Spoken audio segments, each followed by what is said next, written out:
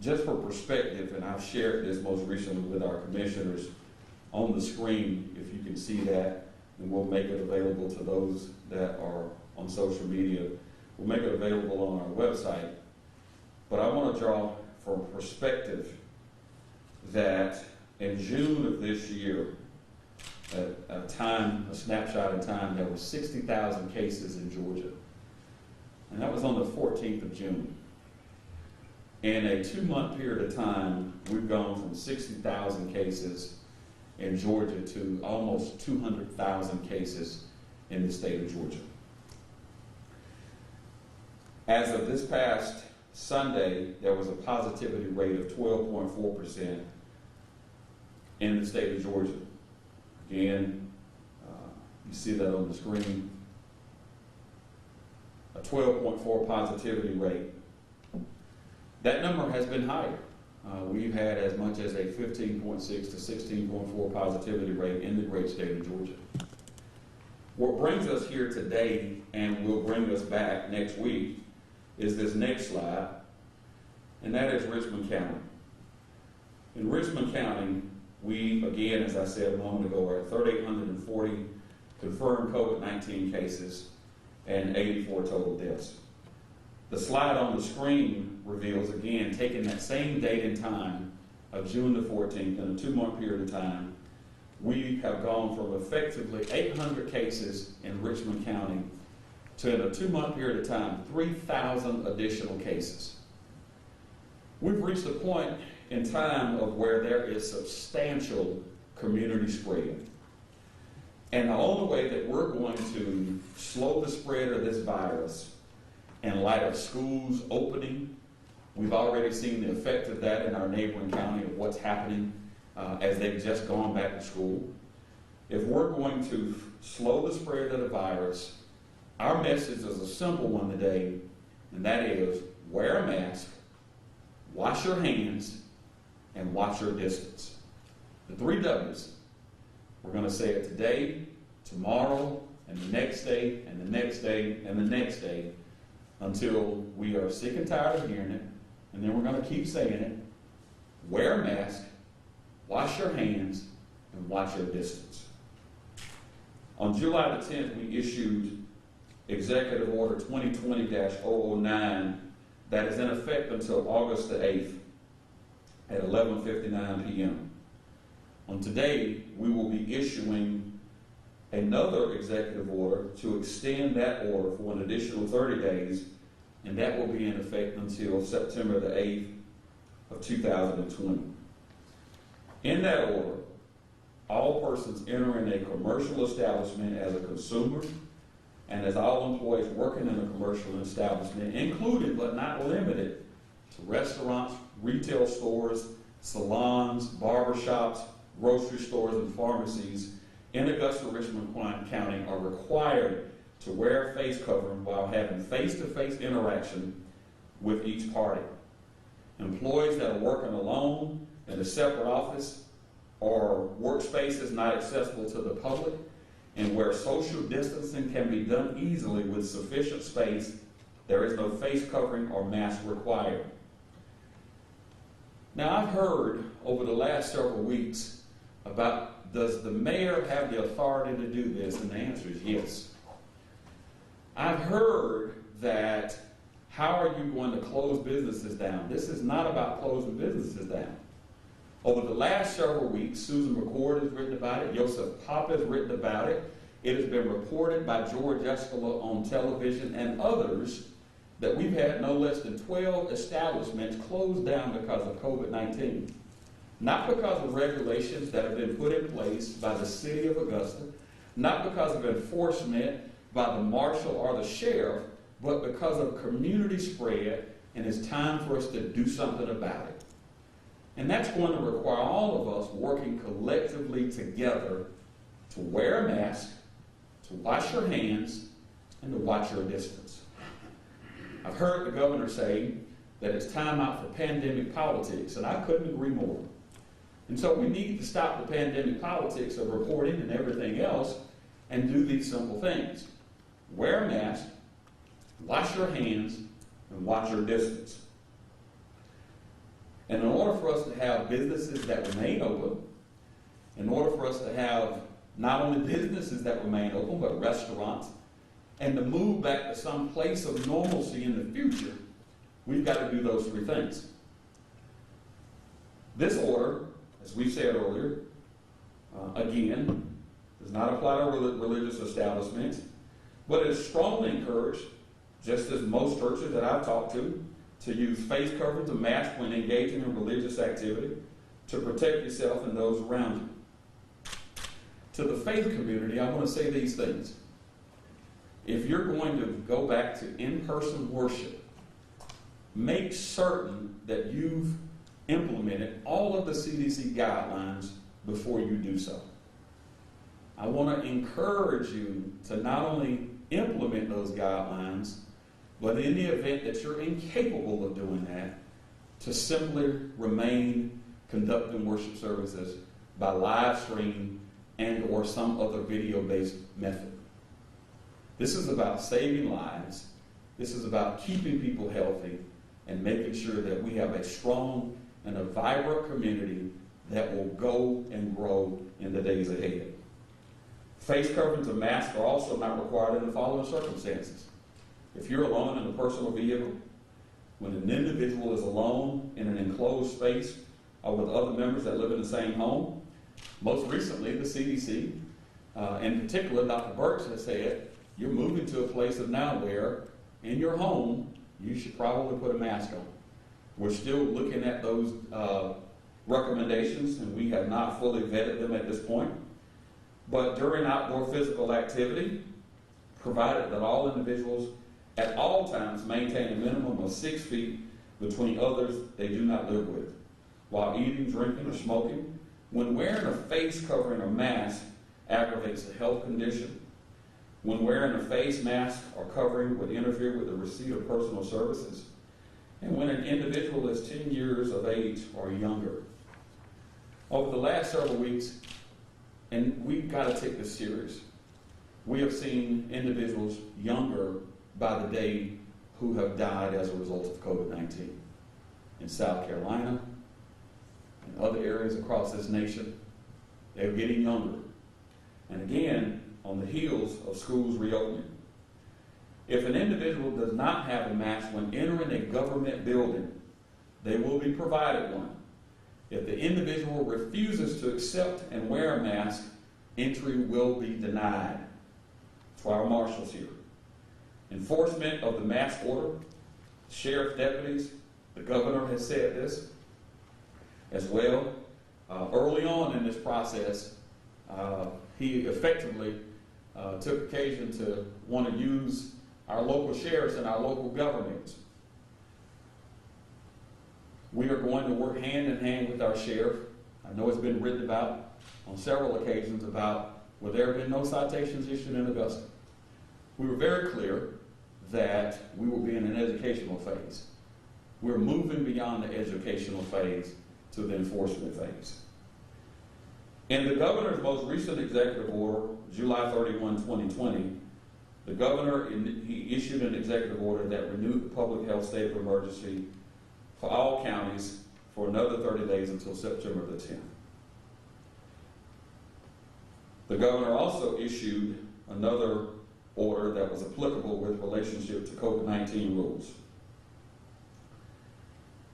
I don't want to spend a whole lot of time on what's in there that's not within his authority. You've written about it, and again, it's good clickbait, but at the end of the day, the governor has overreached. I think it's clear there's a recognition of that, which is why the posture has been different concerning the lawsuit against Atlanta. In Augusta, we're going to wear masks. We're going to enforce wearing masks. Just like 119 other cities and municipalities have done the same thing. In that governor's order, there was language in there about weapons carrier licenses and renewal of licenses. The requirements that renewals must be applied for within 30 days after the expiration date is suspended for licenses that expire between February 13, 2020 and August 15, 2020. Applications for renewals of those weapons licenses will be considered to be for a renewal license if the holder applies within 20 days after the expiration date. Department of Public Health, if the public health state of emergency is extended, this provision will apply to any weapons carry license or renewal. In the governor's most recent executive order, I quote, schools are required to follow the 14 measures in the order, which include but are not limited to reducing class size or moving classes to larger spaces. I want to applaud Dr. Kenneth Bradshaw and the Richmond County Board of Education for their thoughtfulness in waiting until September to begin school here in Richmond County. It is the right decision, and for them to provide an option of where online classes will be available. That's the right decision. Schools are permitted to require staff and students to wear face coverings.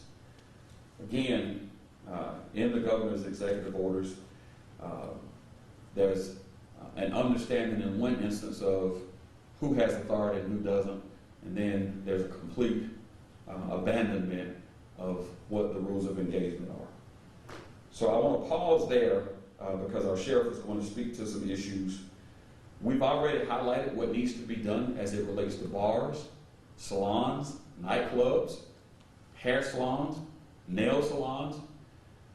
If you are a nail salon, barbershop, hair salon, you have to have a mask on. You have to put those things in place because they not only were they in the governor's executive order, but we've applied them to the local executive order as well.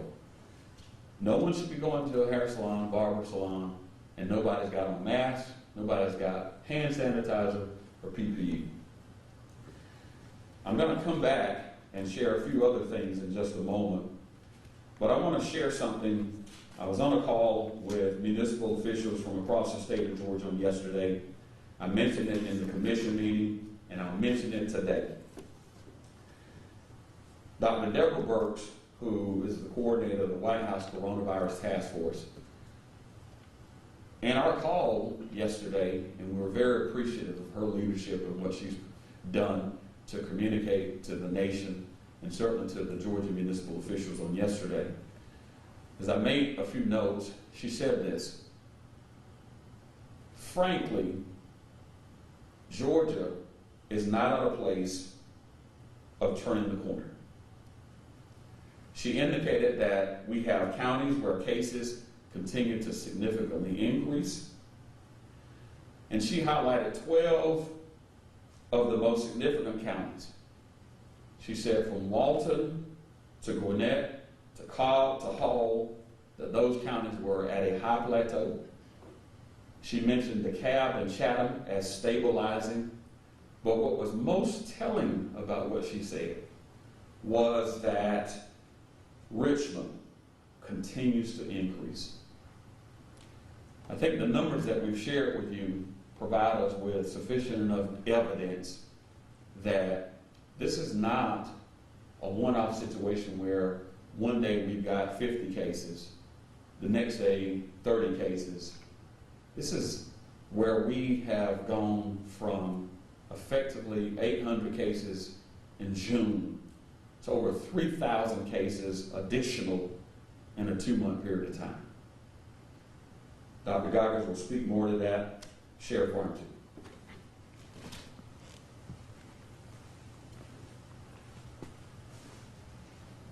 Thank you, Mr. Mayor.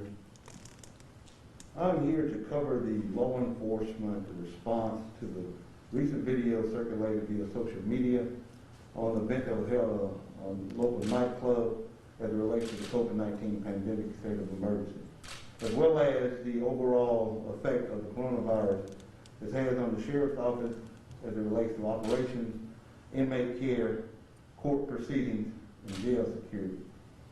Since COVID-19 emergency, 33 employees of the Richmond County Sheriff's Office have tested positive for the virus. Of those cases, 20 have since returned to work, and as of today, 13 employees still remain out in recovery. We've been extremely fortunate that we only had one case that required brief hospitalization, but that individual has since been released and is now recovering at home. As it relates to our detention center, initially, we had 9 inmates housed at the Charles B. Webster Detention Center who began complaining of mild flu-like symptoms. Of those 9, they were all tested, and 7 cases initially came back with a positive result. There were 22 inmates assigned to that particular pod who were immediately put into quarantine, and tests were administered to all 22 inmates. As of today, of those 22 tested, 19 revealed positive results. At this time, the virus appears contained to that single pod. However, we will still continue the protocols as well as the suggested safety guidelines. As it relates to the overall public, since the reopening of businesses, more specifically bars and nightclubs, we're beginning to see an increase of calls or complaints of social distancing violations, similar to those that we received at the start of this pandemic regarding large gatherings on basketball courts and picnics. Most recently, we are investigating an incident that occurred at the Country Club nightclub bar that appeared to be a clear, reckless violation of the governor's order as it relates to social distancing or capacity violation. Our vice unit, which regulates the alcohol inspection process of businesses, is actively investigating this incident, and upon formal interview of the owners, will make a determination of what criminal charges may result. The owners of the Country Club nightclub will also be ordered to appear before the next county commission meeting to answer any questions or concerns posed by the commission. We're again advising all business owners, especially bars and nightclubs, to make sure that they're familiar with and adhering to all the guidelines posed by the state and county during this medical state of emergency. We have formed teams of off-duty deputies using overtime hours to begin randomly inspecting business to make sure that they're following the guidelines and to ensure the safety of all of their patrons. We will no longer be issuing warnings. If a violation is observed, the business will be cited, and the matter will be resolved through the judicial process. Now, we realize that many will say that our time should be better spent focusing on the prevention of shootings, violent crimes, and theft. And to that, I would say that you're absolutely correct. However, the reckless disregard that we're seeing as it relates to the health and welfare of this city has to be addressed. Those who choose to put personal gratification over the health and well-being of our city are diverting valuable resources from the safety of our community.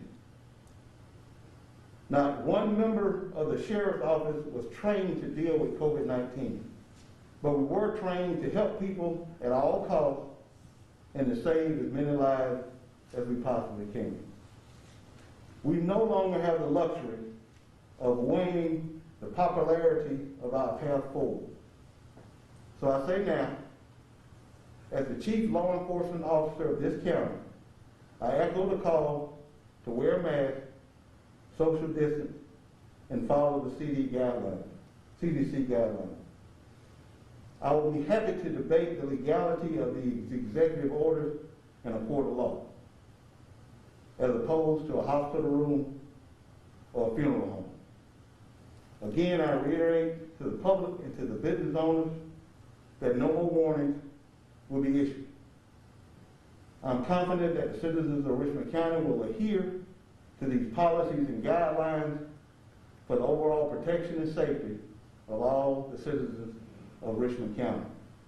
Collectively, we will get through this together as we always have. But again, the time for action is now. And that is the path we will use moving forward. Thank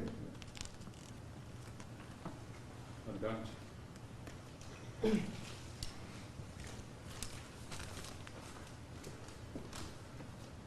Good morning. So Mayor Davis did a good job going over the numbers for Richmond County and the state of Georgia. And as he described, we've seen over the last roughly 4 weeks a very sharp increase in case numbers throughout the state. We tend to think of cases as a case per day number because that's the number we have to do epidemiology investigations on. And right now, we've leveled off at about between 200 and 250 cases per day district-wide. And around half of our cases are occurring in Richmond County. That's a bit more than its share of the population of our 13-county district.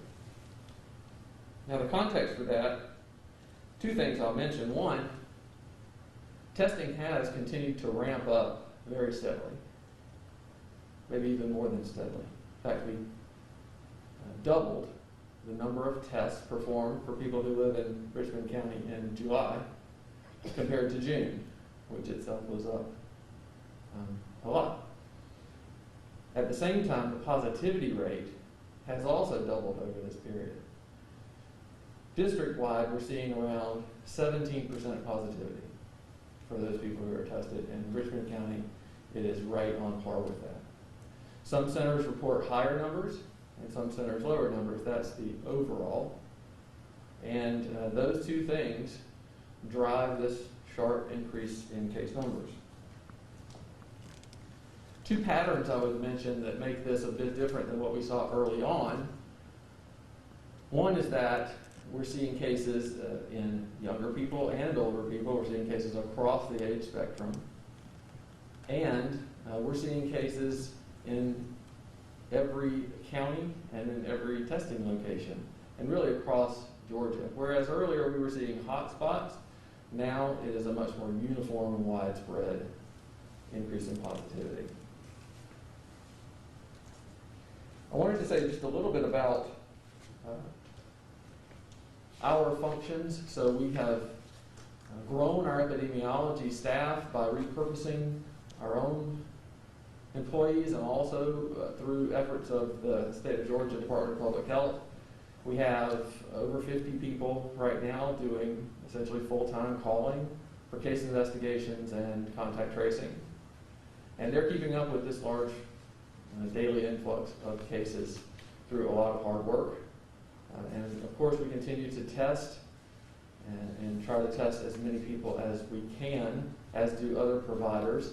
This increase has resulted in some backlogs at our labs that we use and that others use, which has caused a delay in getting some results. That is a limit on the effectiveness of our epidemiology work when we only find out about positives later. So when cases are like this, the main interventions that are going to have the largest effect are community-based mitigation strategies. And here again, Mayor Davis did a great job putting those into an easy-to-remember grouping.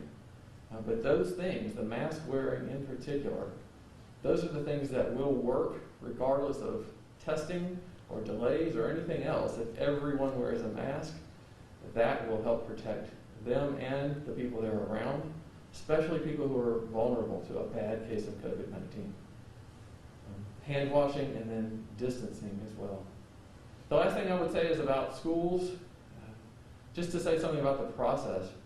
We work with schools like we do with other large institutions, which is with close cooperation for investigations. So we depend on schools, for instance, to know class rosters, bus rosters, team or activity rosters, and we work with them as we try to decide who might be a contact of a case in a school setting. They have all that information and know all the things that we need to about those activities. We still do investigations of outside of school contacts, family, friends, other things, and put that together to generate the contact list and the folks that are going to go into the contact tracing program. So that is the way we are planning and ready to handle school cases should they occur. And that's it for this morning. Thank you.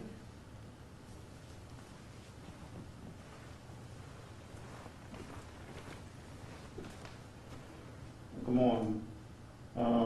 As the mayor and Dr. Goggins has already talked about the numbers, there's no need to go over those again. We do understand that our positivity rate is tenfold at this point since we started at the beginning. As the sheriff and mayor has stated, it is very, very important to wear your mask, wash your hands, and watch your distance. We cannot reiterate that message enough. Every Wednesday, and as we did this morning, the EMA office meets with all of the hospitals. Augusta University, Eisenhower Medical, Doctors Hospital, the Downtown VA, and Christ Community Health Clinic. We meet with them all every Wednesday to talk about how our community is addressing COVID, how we're dealing with COVID, and sharing ideals between agencies as to what is going on. One of the biggest issues that was mentioned this morning was staffing. The hospitals are having to move staff around. The hospitals are dealing with people that have not done certain things, pulling them back into the hospital so they can assist with addressing this pandemic that we're dealing with. And I say that to say that it is important that we understand why the sheriff has to enforce those rules the way that he's going to enforce them. Us as a city has to do it, as the marshal will not let you in buildings. If we don't take this serious, it affects our healthcare system as a whole. And we employ all citizens to take this serious.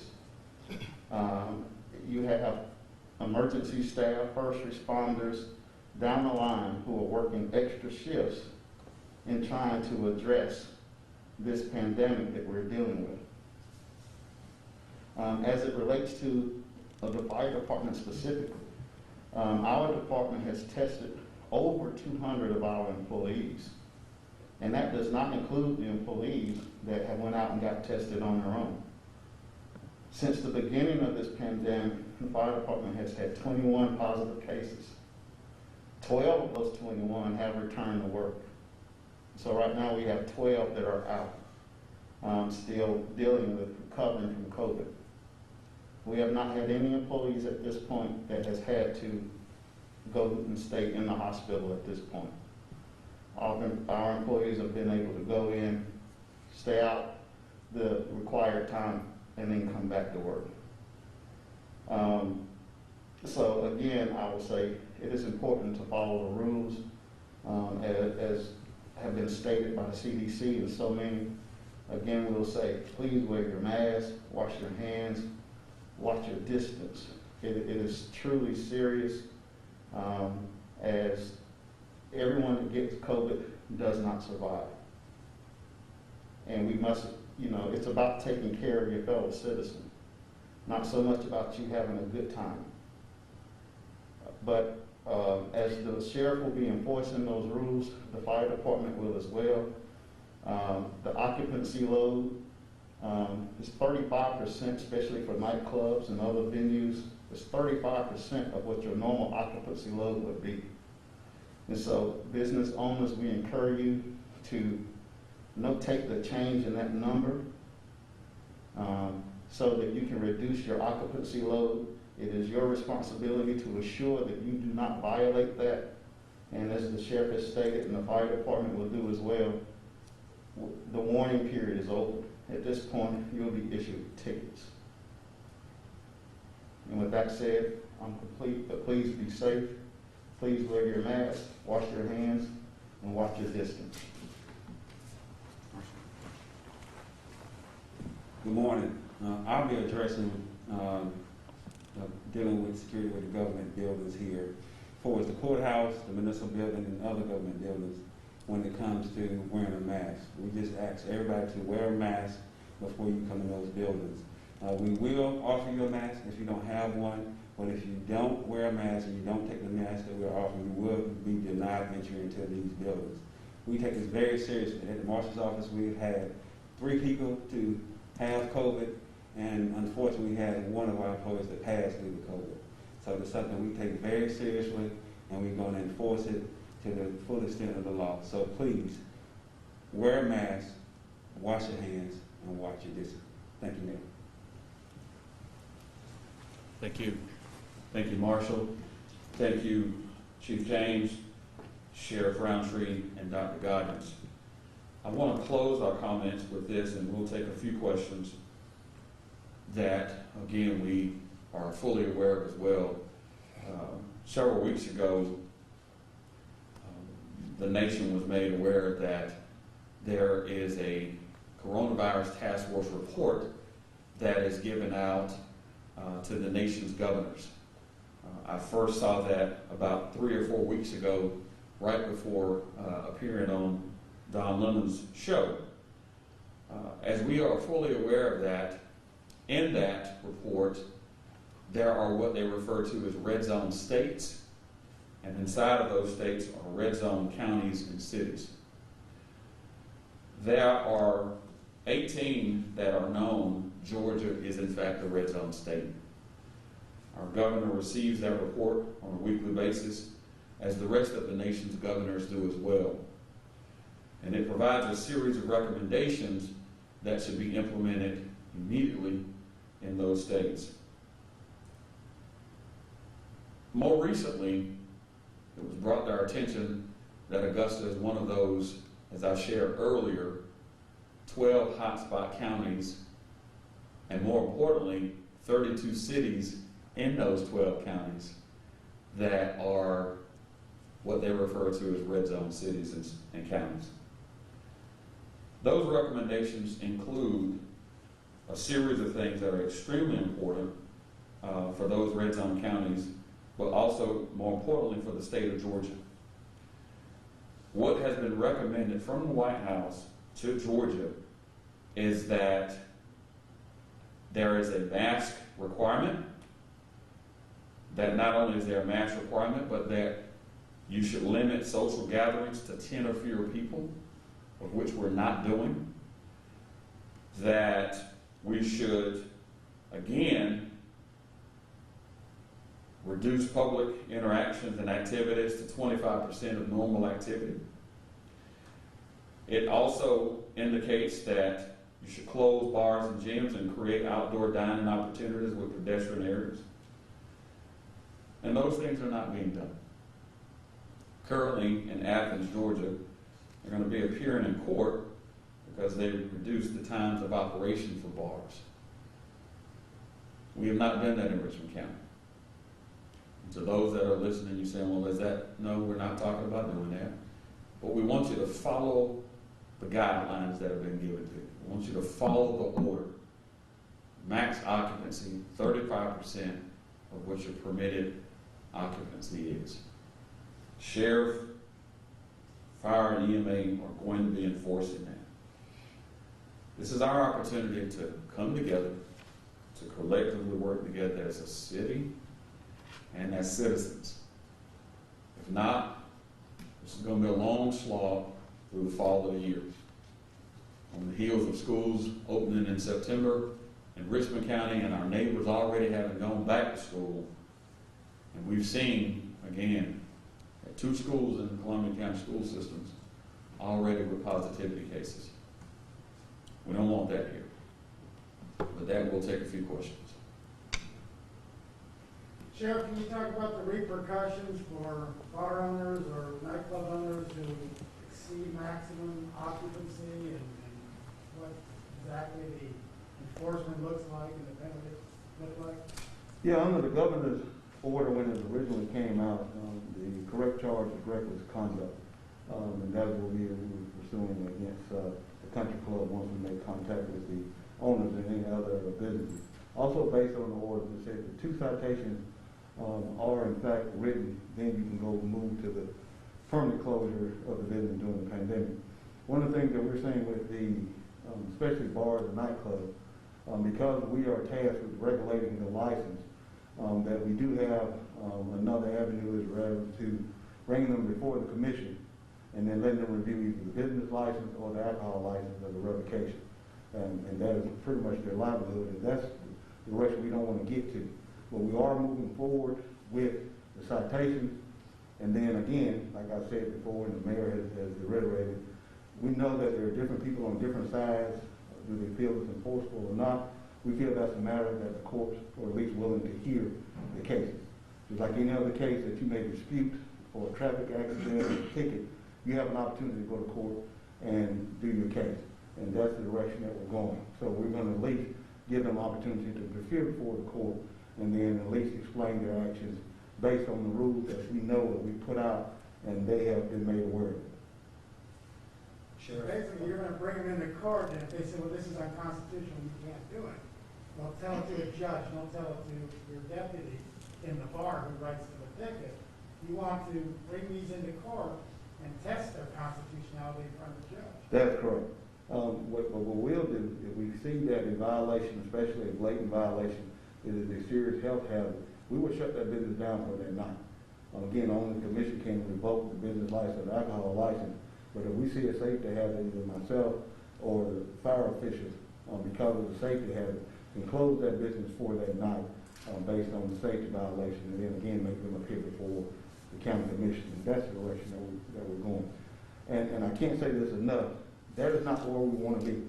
We hope we do not have to. We hope that this is the only conversation that we're having in reference to educating them that we will have deputies out specifically looking for these violations.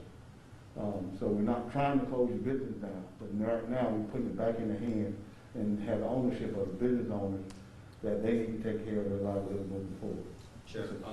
So we talked about the country club incident. Did your department have any deputies on scene before the shooting happened, so they were regulating the bar for occupancy inside? Based on our investigation, they weren't there to regulate. There were 3 special duty deputies. They were part of the investigation, let us know exactly what the capacity of it was.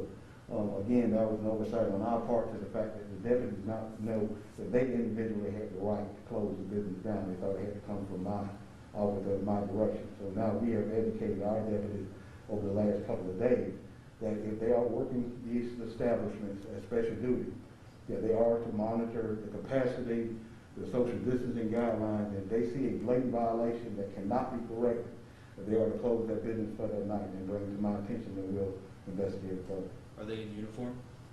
The ones that were working bars are in uniform, that's correct. Thank you.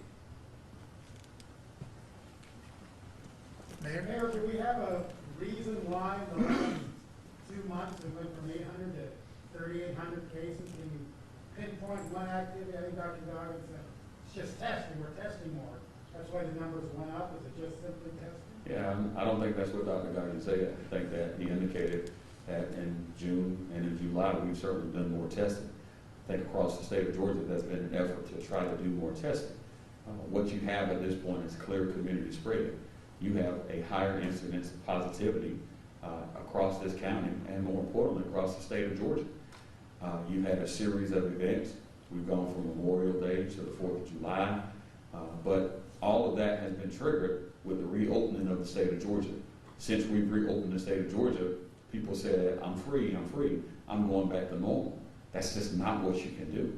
You've got to continue to wear a mask, wash your hands, and watch your distance. But when we've got house parties, we've got the country club, again, efforts, they're being reckless in their approach to how they do this, notwithstanding the fact that you got a rap artist who shouldn't be in this county, who's here. And so we're going to take aggressive steps to make sure we put in place the necessary measures to stop it. Why shouldn't Boozy have been here? Why was he? Boozy should have been in the city. I thought we could have venues as long as social distance. Boozy shouldn't have been in the city. Mayor, Troy. you mentioned the school system and they're moving school back, but football practice is impossible to social distance, football games are impossible to social distance. Should that be called for the year? Should that be moved to December? The school system hasn't really said anything much about it. What are your thoughts on that idea? Well, again, these are the opinions of Hardy Davis. No one loves sports more than I do. I'm in high anticipation of watching the Yellow Jackets play and the Dallas Cowboys play, and I think out of an abundance of caution, those things may not happen. You have conferences that have moved to, 10 conference games. It's sad to say I never would have thought I'd seen a time where the Bulldogs were afraid to play the Yellow Jackets. And so they didn't put us on their schedule this year. And so we've got 10 conference games and 1 out of conference games, hoping that we will be playing the Bulldogs, and they, they chicken out. I'm So specifically from a looking local at- standpoint, I couldn't resist that one. I couldn't resist that one. From a local standpoint, when you think about the NFL, when you think about college, they have substantial resources for athletics programs. At the local level, we're not built that way. And when you think about the things that are necessary to provide for the health, welfare, and safety of student athletes, I'm not convinced that we have the capacity to do that on a day-to-day basis. I think several years ago, you had situations where I don't remember the exact infection that athletes were having at the local level, the locker rooms infection, and you did a decent job of trying to address that. But this is an enemy you cannot see. This is an enemy that doesn't, quote, just sneak up on you, but when it's here, it's here. I don't think that school systems, and especially university systems, want to be responsible for a student athlete who dies because of COVID-19, because someone wants to be entertained through sports. Now, I'll yield to the doctor from a health standpoint. We want people from all over the world, patrons all over the world in Augusta for the Masters in November. Do we want patrons? I think that based on everything I know about what's taking place at Augusta National, they've been on the front lines of reviewing what the PGA is doing. I think as you see the tournaments happening, tomorrow the PGA Championship begins at Harding Park without fans.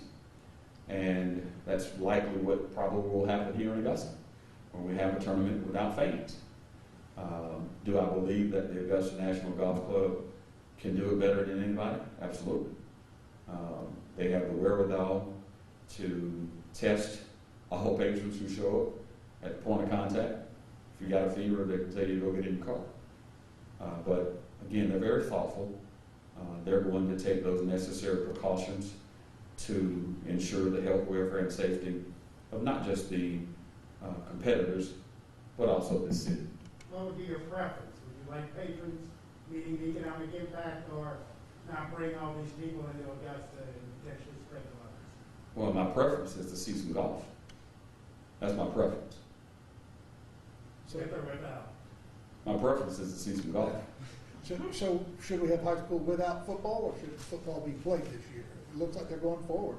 I'm going to leave that to the Richmond County Board of Education and the Georgia High School Association for sports. And again, just encourage those folks who are making those decisions to think about the long-term health and welfare of students who happen to be athletes as well. Most everybody who's here, I think, has played sports at some point and at some level.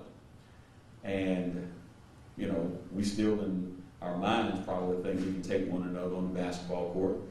But every single athlete moves to a place of where he or she no longer does that. We don't want to impair people's ability to live a long and fruitful life because we were just so intent on being entertained. Sheriff, does your thing apply to if I'm having a party, a birthday party at my house, and I have 30 people there? Will deputies come and stop that as well? If we get a complaint, absolutely. I mean, it's the same as we did before when, and it's just as a matter of safety. And like I said in my remarks, that we can't put personal gratification over the safety of this community. Just like we were forced to close our basketball courts and some of our recreation areas because people were doing a blatant disregard. And we were getting 4 or 5 calls a night of individuals congregating on basketball, playing basketball games throughout all until the night hours. And that was dangerous. And I think we are seeing some of the effects of that. When we were able to shut down as a community and the city and the state for a while, we saw the impact, we saw that it worked. So it's not like we're stabbing in the dark. And again, when I'm talking about our deputies and our first responders and all those individuals, when I say it's a selfish reason, they're putting each one of those deputies at risk. They're putting everyone who has to respond. We have to respond to a call of 50 individuals in the street for a house call. We can't send one deputy to that call. We got to send multiple units. One is taking them away from proactive patrol, doing other cases, but then potentially, if anybody of that 50, and like the mayor and the doctor said, there's no blinking light on someone's head that says, I am positive, I am contagious, stay away from me. So then, that is, let's say 5 deputies, that's 5 deputies for a minimum, in case the symptoms get worse, a minimum of 14 days, that can provide any safety and security in this community. And that has to be the bigger picture. And I know we get divided a lot about individual liberties and rights and satisfactions about life and liberty, but it has to be about the safety of this community. And that's why we're so passionate about it now, that people have to stop being selfish. And they have to stop taking to social media defending the fact that you're infringing on my individual rights. I'm trying to save your life, and I'm trying to help you save mine and my family who still lives in Augusta. You know, I have a father who still lives here, who's in the vulnerable age population, who lives alone. I've lost my mother, just him. And so I'm concerned about our children within this jurisdiction. So this is a lot bigger than this group up here. It is for the city of Augusta and the surrounding counties, because you know we're a hub. Even though we're a city of 200,000, we'll swell to 400, 500,000 at any given time because of the magnitude of the people that we come into. So that's what people don't realize, how big this is. And we do need you as the media to partner with us to the fact that let's not get into the divisive issues. Let's get into the issues of how we can save each other and we can move forward. All right, thank you.